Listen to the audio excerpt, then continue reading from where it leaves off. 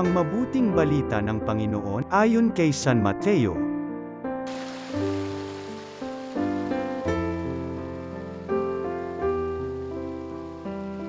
Noong panahong iyon, samantalang nagsasalita pa si Jesus, dumating ang kanyang ina at mga kapatid. Naghihintay sila sa labas at ibig siyang makausap. May nagsabi sa kanya, "Nasa labas po ang inyong ina at mga kapatid, at ibig kayong makausap." Ngunit sinabi ni Jesus, "Sino ang aking ina, at sino-sino ang aking mga kapatid?" Itinuro niya ang kanyang mga alagad at sinabi, "Ito ang aking ina at mga kapatid. Sapagkat ang sino mang sumusunod sa kalooban ng aking amang nasa langit ang siya kong ina at mga kapatid." Ang mabuting balita ng Panginoon.